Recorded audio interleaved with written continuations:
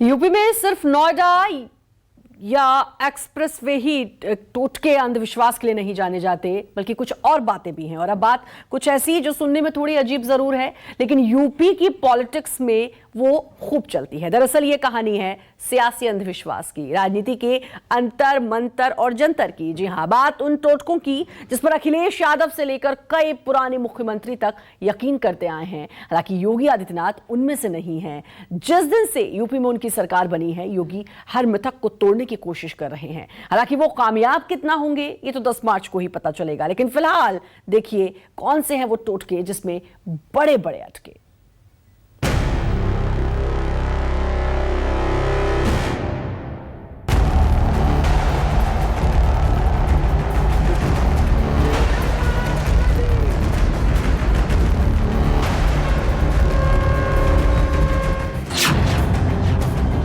क्या नोएडा आने वाला मुख्यमंत्री दोबारा सत्ता में नहीं लौटता? क्या यूपी में एक्सप्रेसवे बनाने वाले मुख्यमंत्री की कुर्सी चली जाती है? यूपी में जो मुख्यमंत्री विधानसभा चुनाव लड़ता है, क्या वो फिर सीएम नहीं बनता?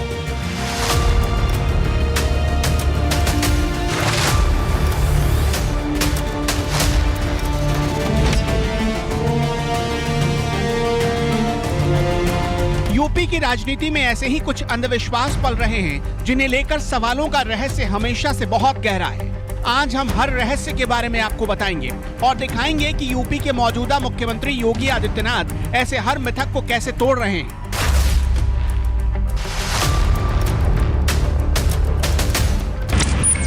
ये समझने के लिए सबसे पहले चलिए उस नोएडा में जो हमेशा सबके स्वागत के लिए तैयार रहता है।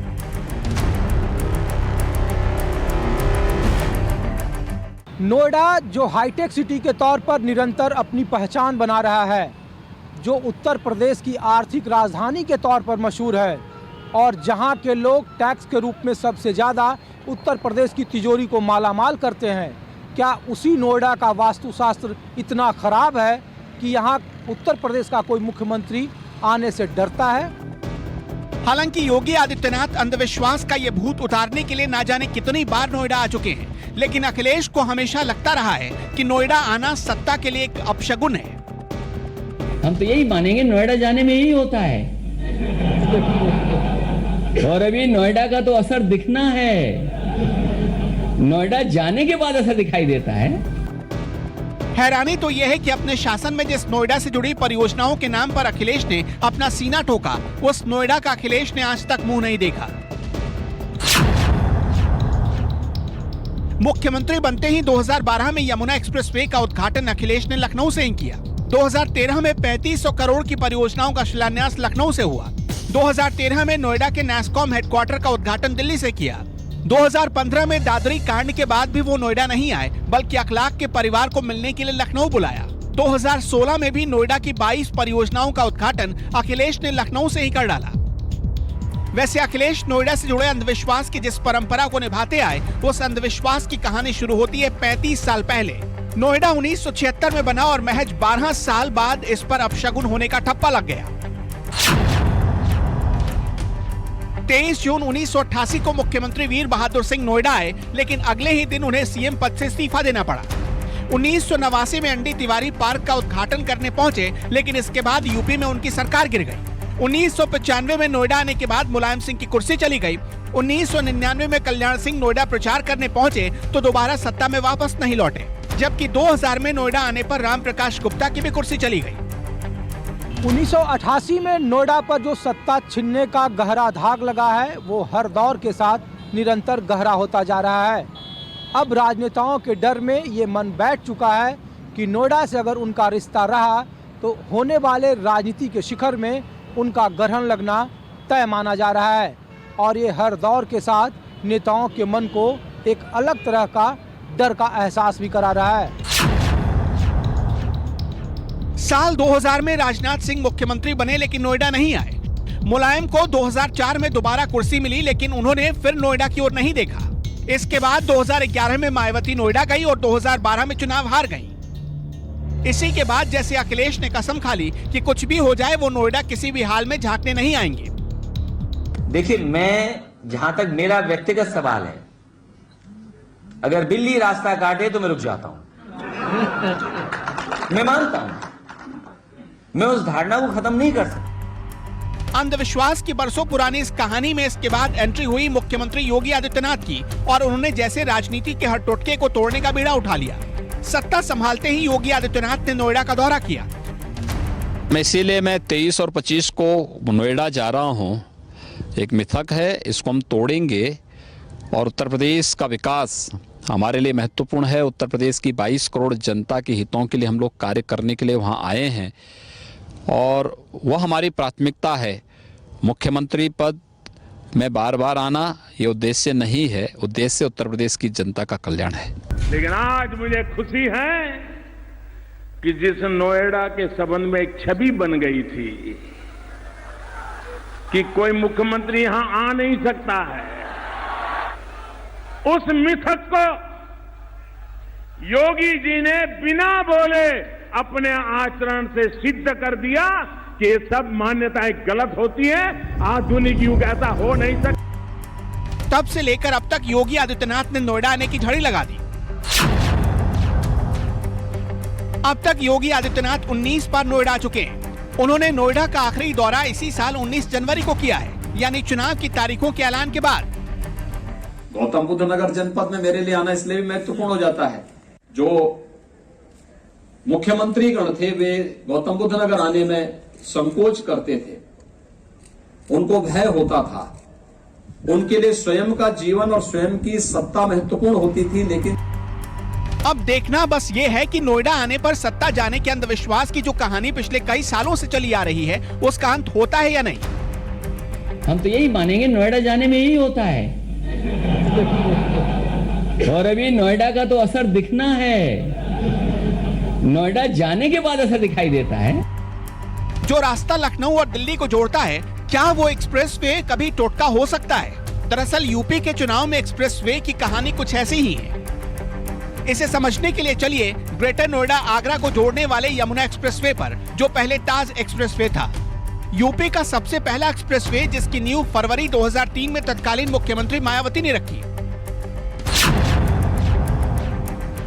हालांकि 2003 में इस पर काम रुक गया, लेकिन 2007 में मायावती ने दोबारा से काम शुरू कराया। लेकिन वक्त का दस्तूर देखिए, जो एक्सप्रेसवे मायावती का सबसे बड़ा ड्रीम प्रोजेक्ट था, वो उसका उद्घाटन तक नहीं कर सकी और मायावती की सरकार चली गई। इसके बाद 9 अगस्त 2012 को अखिलेश ने यमुना एक्सप्रेसवे का उद्घाटन किया। 2012 में अखिलेश यादव मुख्यमंत्री बने तो उनके शासन में लखनऊ आगरा एक्सप्रेसवे बनने की शुरुआत हुई। 6 लेन का ये एक्सप्रेसवे भारत का सबसे बड़ा एक्सप्रेसवे था। अखिलेश ने इसे अपने शासन की सबसे बड़ी कामयाबी बताया। 21 नवंबर 2016 को अखिलेश ने इसका उद्घाटन किया, लेकिन नतीजा क्या हुआ? 2017 में उनकी सरकार चली गई। इसके बाद एक्सप्रेसवे बनाने को लेकर राजनीति के गलियारों में एक नई चर्चा ने जन्म ले लिया। अब 2017 में मुख्यमंत्री बनने के बाद योगी आदित्यनाथ यूपी को 3 बड़े एक्सप्रेसवे दे चुके हैं, जिनमें शामिल है पूर्वांचल एक्सप्रेसवे, बुंदेलखंड और गंगा एक्सप्रेसवे। लेकिन सवाल यह है कि योगी इस टोटके को 2022 में सरकार बनाकर क्या तोड़ पाएंगे? यूपी की राजनीति के एक और मिथक को गलत साबित करने की तैयारी योगी आदित्यनाथ कर चुके हैं और वो है विधानसभा चुनाव लड़ने का। दरअसल यूपी की कुर्सी पर बैठने वाले नेता ज्यादातर एमएलसी होकर आते रहे, विधानसभा चुनाव लड़ने से नेता हमेशा बचते रहे।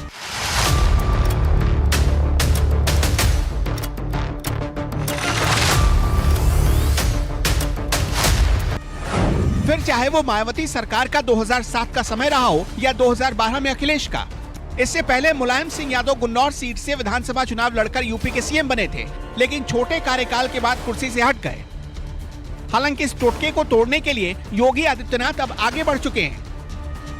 योगी ने गोरखपुर से विधानसभा चुनाव लड़ने का ऐलान कर दिया। हालांकि इसके बाद अखिलेश पर भी दबाव बढ़ा और अब वो मैनपुरी के करहल से विधानसभा चुनाव के रण में कूदने के लिए तैयार है। अब देखना यह है कि क्या 2022 में योगी अंधविश्वास के इन तमाम चक्रव्यूह को तोड़ने में कामयाब हो पाएंगे या फिर टोटकों की इन कहानियों का कारवां यूं ही चलता रहेगा। Bureau report, news 24। और यूपी में सिर्फ नोएडा या एक्सप्रेसवे ही सत्ता के लिए बड़े मिथक नहीं हैं। बीजेपी और कांग्रेस दूसरी पार्टियां भी अपने अपने इलाकों में कई ऐसे मिथक हैं जिसको तोड़ने की कोशिश कर रहे हैं, लेकिन ये मिथक लंबे समय से चलते आ रहे हैं। रिपोर्ट देखिए। आशीर्वचन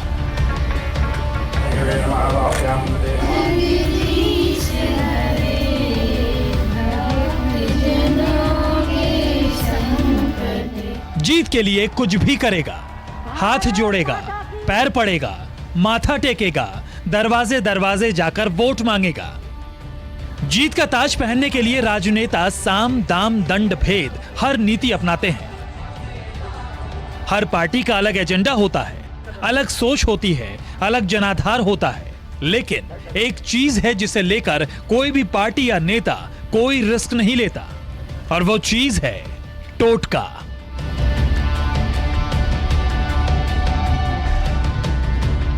यूपी में चुनाव है और लखनऊ के माल एवेन्यू का ये उत्तर प्रदेश कांग्रेस कमेटी का दफ्तर एक बार फिर अपने अनोखे टोटकेबाजी के लिए चर्चा में है।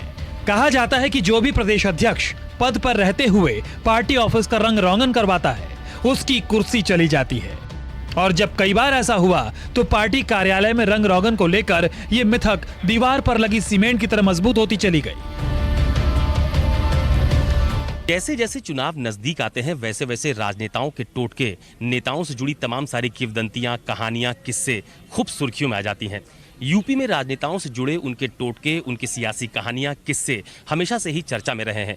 इस वक्त मैं यूपी कांग्रेस के प्रदेश मुख्यालय में मौजूद हूं और यहाँ को इस प्रदेश मुख्यालय को लेकर भी तमाम सारी किंवदंतियां हैं। कहा यह भी जाता है कि इस कांग्रेस ऑफिस में बतौर अध्यक्ष रहते हुए जिसने भी इस ऑफिस की पेंटिंग करवाई, पुताई करवाई, वो बहुत दिनों तक उस पद पर नहीं रहा। इसके अलावा ये भी कहा जाता है कि कांग्रेस ऑफिस में जो भी पेंटिंग का काम होता है वो जो मौजूदा प्रदेश अध्यक्ष है अगर वो करवाता है तो बहुत समय तक उस पद पर नहीं रहता है।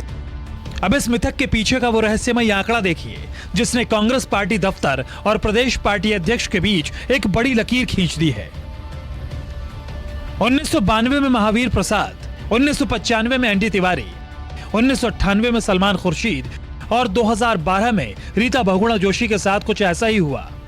यही वजह है कि चुनावी बेला में यूपी कांग्रेस का ये कार्यालय एक बार फिर सुर्खियों में है।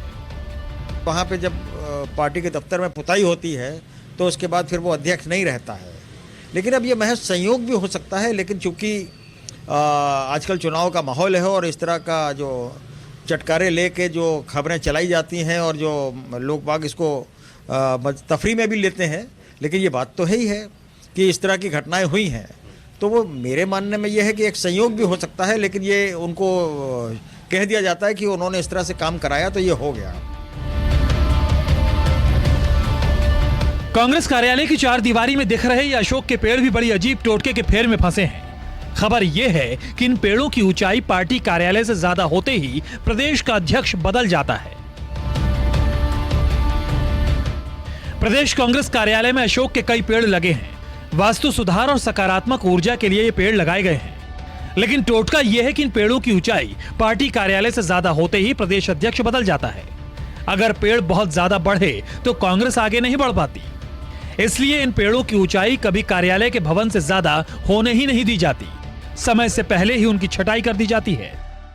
कांग्रेस ऑफिस के ठीक सामने ये जो अशोक के पेड़ आप पीछे देख पा रहे हैं, दरअसल इनकी भी समय समय पर छटाई करवाई जाती है और इसके पीछे जो किंवदंती है, कहानी है, वो ये है कि ऐसा माना जाता है और यहाँ के नेताओं में इस बात की खूब चर्चा भी रहती है कि अगर इन अशोक के पेड़ की ऊंचाई कांग्रेस मुख्यालय जो है यानी कांग्रेस का जो ऑफिस है अगर उससे ऊंची हो जाती है तो भी जो नेता होता है उसको नकारात्मकता झेलनी पड़ती है, उसको अपने पद से हटना पड़ता है और ये पार्टी के लिए भी ठीक नहीं होता है। तो आमतौर पर यहाँ के नेताओं में इस बात की खूब चकल्लस और चर्चा रहती है कि इन पेड़ों की समय से छटाई हो सके। हालांकि इन पेड़ों को यहाँ पर काफ़ी समय पहले लगाया गया था, तो अभी भी इस बात का खास ख्याल रखा जाता है कि इन पेड़ों की समय समय पर छटाई होती रहे और वो कांग्रेस की जो मुख्य बिल्डिंग है उससे ऊंचे ना हो पाए। और कांग्रेस की इस जो मुख्य बिल्डिंग है इसकी पुताई को लेकर भी, पेंटिंग को लेकर भी तमाम सारी चकल्लस और तमाम सारी जो किंवदंतियाँ हैं वो इस समय नेताओं के बीच में सुर्खियाँ बटोर रही हैं। उत्तर प्रदेश में सिर्फ कांग्रेस ही नहीं बल्कि बीजेपी भी टोटके और शुभ संकेतों के सहारे अपनी राजनीति को बल देती आई है। यूपी के कानपुर बीजेपी दफ्तर में रखी ये कुर्सी भी पार्टी की इसी सोच की पर्याय है। लकड़ी की इस कुर्सी को बाकायदा कांच के फ्रेम में सजा कर रखा गया है और राज्य के बड़े बड़े नेता इसके आगे माथा टेकते हैं। अध्यक्ष जी, एक कुर्सी रखी हुई है, उसको बड़ा आप लोगों ने कांच में सजा के रखा हुआ, उसका क्या मतलब है? मेरे प्यारे भाई, वो कुर्सी रखी नहीं गई है, वो सहेज के रखी हुई है। 2013 में 19 अक्टूबर को जब महारैली यहाँ पर हुई, शंखनाद रैली, उसमें आदरणीय सुरेंद्र मैथानी जी तत्कालीन अध्यक्ष थे, मैं महामंत्री था और उस रैली के वो मैथानी जी संयोजक थे। उसके बाद जब रैली समाप्त हो गई और हम लोग 2014 में अधिक से अधिक बहुमत से हमने जब सरकार बनाई, तो वो कुर्सी हमारे लिए एक तोहफा बन गई, एक हमारे लिए पुरस्कार था कि पहली रैली उत्तर प्रदेश में कानपुर में हुई, शंखनाद रैली थी और उसी के माध्यम से हमने पूरे उत्तर प्रदेश में 78 से ज्यादा सीटें जीतने का कार्य किया। कुर्सी को लेकर मान्यता है कि यही प्रदेश में बीजेपी की जीत का आधार और निशान है। दरअसल साल 2013 में प्रधानमंत्री नरेंद्र मोदी ने जब 2014 लोकसभा चुनाव के लिए अपनी पहली रैली का आगाज कानपुर के निराला नगर स्थित रेलवे ग्राउंड से किया, उस मंच पर पीएम मोदी इसी कुर्सी पर बैठे थे। देश में अपना जनाधार और वजूद दोनों खो चुकी भारतीय जनता पार्टी एक बार फिर बड़े जनाधार के साथ जीत दर्ज कर अपनी सरकार केंद्र में बनाई और नरेंद्र मोदी देश के प्रधानमंत्री बने। चूंकि 2014 लोकसभा चुनाव की यह पहली रैली थी, इसके बाद पूरे देश में नरेंद्र मोदी ने जनसभाएं और रैली की थी, इसलिए इस रैली में जिस कुर्सी पर नरेंद्र मोदी अक्टूबर 2013 में बैठे, उसे शुभ मान लिया गया। यह भी माना जाने लगा कि इसी कुर्सी पर बैठने का मतलब है पीएम की कुर्सी तक पहुंचने का पहला पड़ाव। लिहाजा उस रैली के बाद से बीजेपी कार्यालय में इस कुर्सी के प्रति कार्यकर्ताओं की आस्था भी बढ़ गई। देखिए, तब मैं भारतीय जनता पार्टी का अध्यक्ष था और उत्तर प्रदेश की सबसे पहली रैली एक हुई थी सैनिकों की हरियाणा में। उसके बाद पूरे देश की मोदी जी की घोषणा के बाद पहली रैली कानपुर में हुई थी और मोदी जी ने उस कुर्सी पर बैठे थे और कानपुर में तब तमाम आप सब लोगों ने कहा था कि 5.5 लाख से ज़्यादा लोग मोदी जी को सुनने आए थे और वो इतनी शुभ रैली थी कि उस रैली के बाद पूरे उत्तर प्रदेश से और पूरे देश से जो जनसभाएं हुई और मोदी जी को लोगों ने जगह जगह उनके विचारों को जाना, उनके विज़न को जाना, उसके आधार पर उन्होंने 2014 में इस देश के प्रधानमंत्री पद की शपथ ली और लोगों की सेवा प्रारंभ किया। तो उस कुर्सी को हमारा मानना है कि वो प्रेरणा का स्रोत है। टोने टोटके और मिथकों का मुद्दा सिर्फ लखनऊ और कानपुर तक नहीं है, बल्कि यूपी के कई शहरों में भी अपने रहस्य फैलाए हुए है। बलिया में शहीद चित्तू पांडे की मूर्ति वाले चौराहे और चुनावी टोटके का अजीबोगरीब तर्क आपको बताते हैं। दरअसल जिन नेताओं को चुनाव लड़ना होता है, वो इनकी मूर्ति को माला पहनाना अशुभ मानते हैं और नामांकन दाखिल करने के लिए इस चौराहे से होकर नेता कभी नहीं गुजरते। चित्तू पांडे अंग्रेजों से लड़कर शहीद हुए थे और उनके सम्मान में बलिया के चौराहे पर उनकी प्रतिमा स्थापित की गई, लेकिन पूर्व पीएम इंदिरा गांधी ने मूर्ति का अनावरण किया तो उनकी हत्या हो गई। इसके बाद राजीव गांधी ने मूर्ति को माला पहनाई तो उनकी भी हत्या हुई। जैल सिंह ने भी दिल का दौरा पड़ने से पहले इसी मूर्ति को माला पहनाई थी और इन तमाम नेताओं की मौत के बाद से राजनीति करने वालों के दिल और दिमाग में मूर्ति को लेकर डर बैठ गया। हालांकि यहाँ के लोगों का मानना है कि ये सब बेकार की बातें हैं और मुंह ज़बानी बातें टोटके की शक्ल ले चुकी हैं। अब मुद्दा कहिए, मान्यता कहिए या मिथक, दिल और दिमाग ने जिसे माना उसके आगे इंसान बेबस है। और बात जब पॉलिटिक्स और पावर और पैसे की हो तो ऐसी बातों को नजरअंदाज करना आम इंसान के लिए भी नामुमकिन हो जाता है, और ये तो नेता हैं। Bureau report, news 24। नमस्कार, मैं हूं मानक गुप्ता।